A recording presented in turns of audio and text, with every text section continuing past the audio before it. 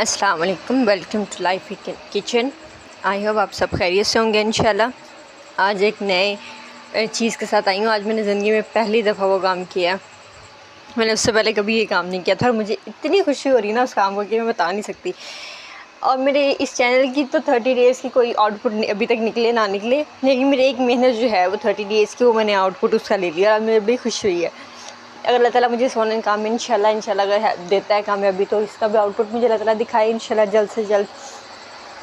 मैंने ना एक मंथ से ज़्यादा मलाई इकट्ठी कर रही थी। अम्मी करती थी, फिर अम्मी बनाती थी, मैंने कभी पहले कोई बनाया नहीं था।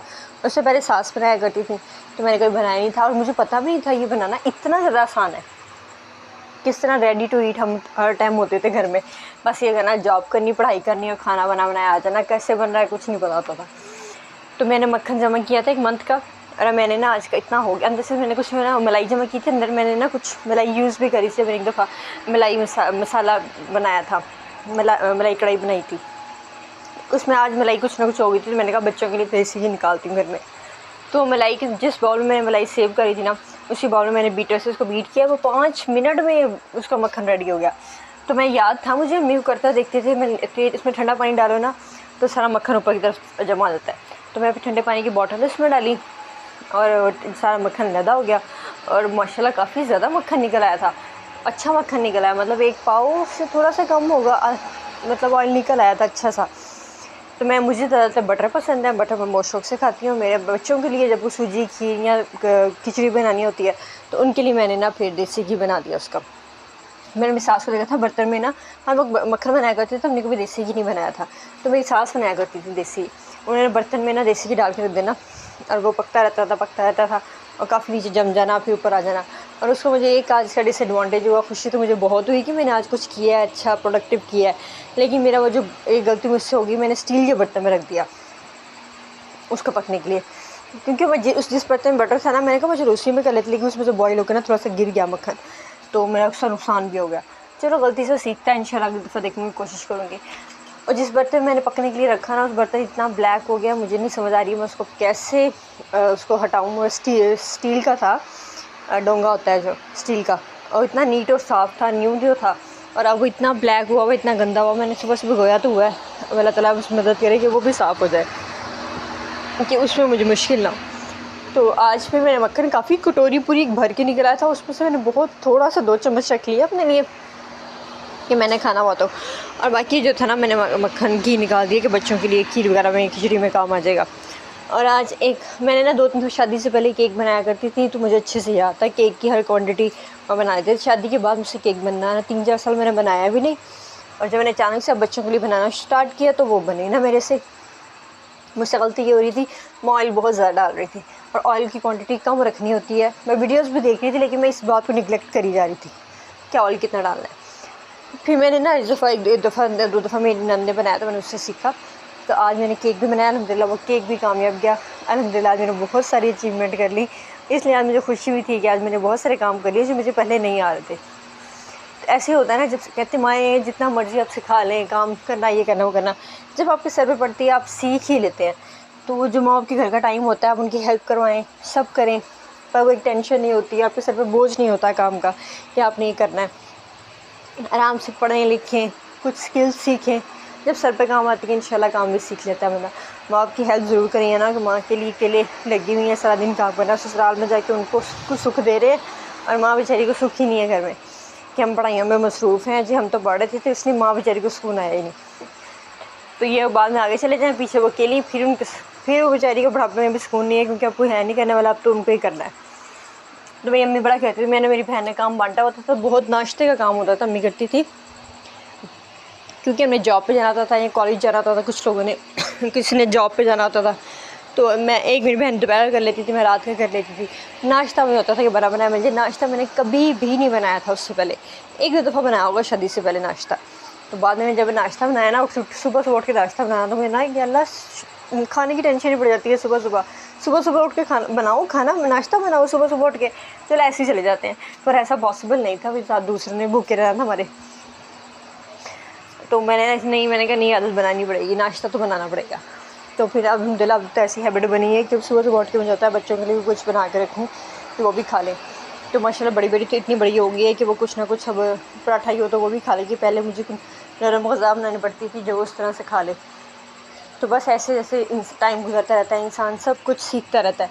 लेकिन इससे पहले माँ को टेंशन होती है, पता नहीं सब काम करना आएगा कि नहीं आएगा, ये तो बस जॉब करती रही है। क्योंकि शादी से पहले आप उस तरह घर मैनेज नहीं करते, आप बस अपनी टाइम का जो खाना टाइम आता है आपकी ड्यूटी का, वो टाइम करके आप ड्यूटी करते हैं, आराम से आके बैठ देते हैं कि मैंने अपना काम कर दिया। लेकिन बाद में आपको पूरा देखना होता है, जो काम हो गया ये हुआ भी है सही, इसमें कोई गलती तो नहीं होगी, मतलब आपको पूरी रिस्पॉन्सिबिलिटी लेनी पड़ती है। तो वो फिर शादी के बाद जब सर पर पड़ता है इंसान सब सीख लेता है। मैंने सारे वो काम सीखे जो मैंने पहले कभी नहीं किए थे, लेकिन जब सर पर पड़ी तो करने पड़े। अब जितने मर्जी स्किल हों करने, अगर आपने हेल्पर भी रखे हैं काम के लिए तो आपको आता होगा, तभी आप हेल्पर को भी देख सकेंगे ना कि वो सही से कर रहा है कि नहीं कर रहा। अच्छा, तो आज मैंने मक्खन बड़ा अच्छा बना लिया, फिर मेरा केक भी बन गया। फिर क्योंकि वीडियो में ऑलरेडी केक की शेयर कर चुकी थी, तो आज मैंने एक फ़ाइनल देखा था कि मुझे बिल्कुल आ गया कि नहीं आ गया, तो वो भी अल्हम्दुलिल्लाह सही बन गया था। उसके बाद मैंने आज सोचा आज मैं क्या बनाऊँ, तो मेरा था कि माशी दाल बनाऊँगी। चिकन ख़त्म हो गया था, तो मैंने कभी हस्बैंड भी घर नहीं है तो माशी दाल बना लेती। लेकिन ये था कि जैसे माशी दाल मैंने बॉयल होने रखी ना, साथ ही चिकन आ गया। तो उसी टाइम मैंने 3-4 बोटियाँ 2-3 बोटियाँ थी ना, मैंने डाल दी। इसी के अंदर रेशा करके डालना था, क्योंकि मेरे हस्बैंड को रेशा वाला पसंद है, बिल्कुल वैसे बोटी इनको वैसे पसंद नहीं है। और हम 2 थे तो मैंने थोड़ी सी बोटी डाली, कि माशी दाल भी थोड़ी बादी करती होती है। कुछ लोग माशी दाल को जब बॉयल करते हैं उसका पानी गिरा देते हैं, तो मुझे होता है कि जब चीज़ आपने पानी गिरा ही दी है तो उसकी ग़ज़ाइयत नहीं रही, तो उसका टेस्ट भी नहीं रहा। तो फिर मैं पानी बहुत कम में मैं नहीं गिराती पानी, मोस्टली जो पानी डालना होता है किसी मसाला भूनते हुए, तो जो माश की दाल का उबला हुआ पानी होता है वही डाल देती हूँ। हमारे जैसे कुछ सब्ज़ियाँ बादी हैं, जैसे पालक है, चलो पालक की समझ आती है, उसको स्प्रे भी किया जाता है, तो उसको तो बॉयल के इस्तेमाल करें, उसका पानी तो फेंक दें। जैसे गोभी बॉयल के बनाते हैं तो उसका पानी फेंक देते हैं, तो सारी ग़ज़ाइयत निकल जाती है, उसका टेस्ट नहीं रहता। तो मुझे होता है कि नहीं, जो जिस तरह रॉ है चीज़ उसका इस्तेमाल की जाए। वो तो है कि सब्ज़ी को स्प्रे ऐसा हो रहा है कि नहीं टेस्ट अब इतना रह गया, बॉयल करके जरासीम वगैरह किल करने पड़ते हैं, लेकिन कुछ है कि जो आप गुजारा कर सकते हो उनसे तो करें ना। तो ये दालें वगैरह हैं, तो मैं पानी फिर उसका नहीं फेंकती। मैंने प्याज वगैरह लहसुन अदरक सारा मैंने निकाल लिया। फिर मैंने सोचा सब्ज़ मिर्चों में पकाऊंगी, सब्ज़ मिर्चें मुझे कम पड़ गई, वो लेने आ गया कोई, तो मैंने भी थोड़ी सी निकाल के दी, तो सब्ज़ मिर्चें मुझे कम पड़ गई। क्योंकि मेरा संडे की संडे होता है कि मंडी से सामान आ जाए सब्ज़ी वगैरह। फिर मैंने अपना प्याज वगैरह चॉप करके लिए, दाल को मेरी जगह फ्राई होने रख दिया, दूसरे बॉयल होने रख दिया दाल को। दूध मैंने पहले ही बॉयल कर लिए थे। फिर उसके बाद मैंने एक साइड पे ऑयल घी को बने रख दिया, जो मैंने मक्खन रखा था। बहुत सारी ट्रेजेडीज़ भी हुई घी बनाते हुए। मक्खन बनाते हुए तो मुश्किल नहीं आई, घी बनाते हुए मुश्किल आई मुझे। अगली दफ़ा इसे एक्सपीरियंस हो गया, मुझे पता चल गया क्या यूज़ करना है क्या नहीं। उसके बाद मैंने अपने प्याज को चॉप कर ली थी। जैसे मेरा घी बन गया तो मैंने फिर उसको उतार दिया। मैंने अपना प्याज जो था पैन को रखा, उसमें ऑयल थोड़ा सा गर्म होने दिया, उसमें लहसुन ज़ीरा और दालचीनी वगैरह डाल के थोड़ा सा उसको सौते कर लिया। फिर मैंने प्याज डाल दिया, उसको सौते कर लिया। क्योंकि गोश्त बाद में आया था तो भी दाल अभी पक्की रही थी, तो भी गोश्त का मुझे ये था कि थोड़ा सा जायका दाल में चला जाए, साथ बॉयल हो जाए। मैं गोश्त थोड़ा सा कच्चा था, फिर मैंने उसको जैसे प्याज फ्राई हो रहे थे ना, मैंने गोश्त को उसमें डाल दिया। थोड़ा सा गोश्त साथ उसे गल भी गया, फ्राई भी हो गया, क्योंकि फ्राई हुई चीज़ जल्दी गल जाती है। गल हो गया फ्राई। फिर साथ जैसे हल्का सा फ्राई हो गया, प्याज थोड़े सौते हो गए, मैंने अपना लहसुन अदरक सब्ज़ मिर्च ये सब मैंने ग्राइंड करके रख लिया था। मैंने फिर सारी मसाला उसमें डाल दिया गोश्त वाले के अंदर। फिर मैं बारीक टमाटर चॉप करके डाल दिए।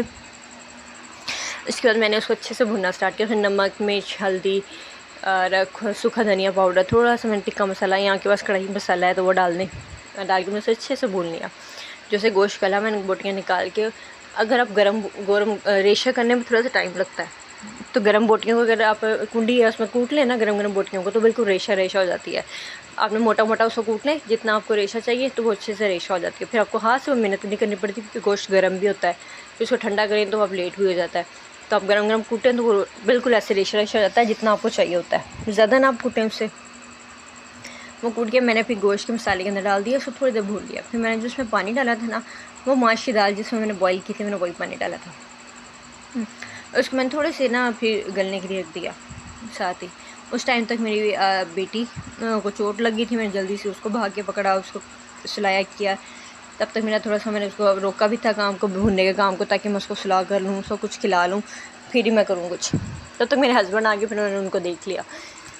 जैसे मेरा थोड़ा सा गोश्त और मसाला बन गया, उसमें मैंने माशी दाल डाली, माशी दाल का थोड़ा सा पानी डाला, उसको थोड़ी देर दम पे रख दिया। फिर साथ ही मैंने अपनी रोटियाँ वगैरह बना ली।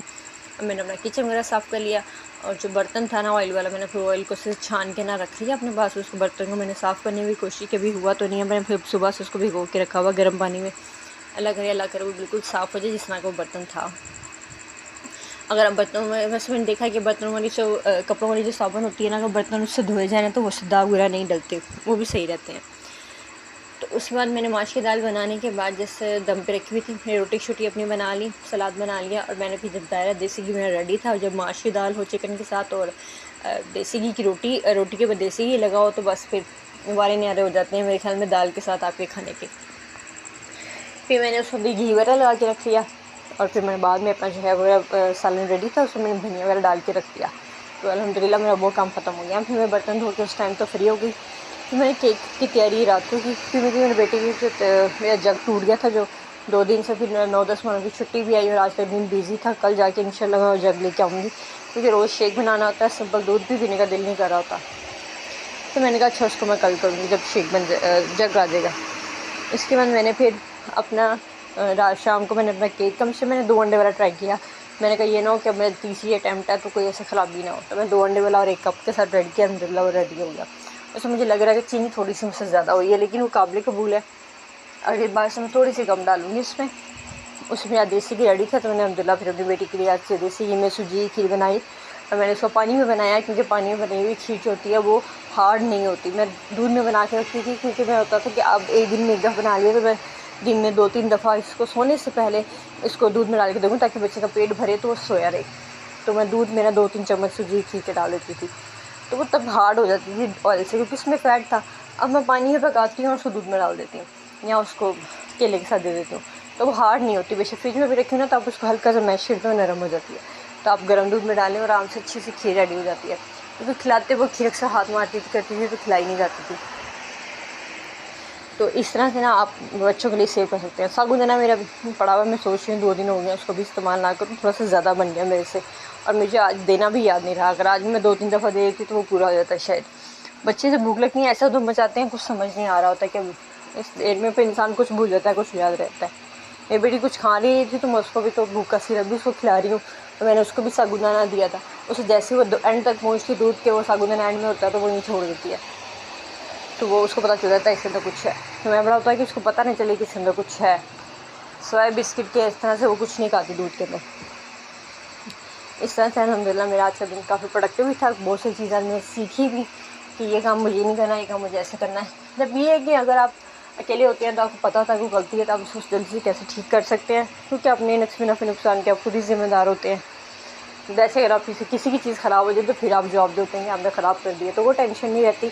जब टूटा मुझे टेंशन तो है कि हम, लेकिन मुझे है कि इंशाल्लाह ताला ने हिम्मत दी तो हम ले भी लेंगे इंशाल्लाह। इसको चीज़ें होती हैं टूटने के लिए होती हैं। मैं बड़ी टेंशन में मम्मा कॉल की कि मेरे से जग टूट गया, मुझे तो कोई बात नहीं, चीज़ टूटने वाली होती है, खैर है।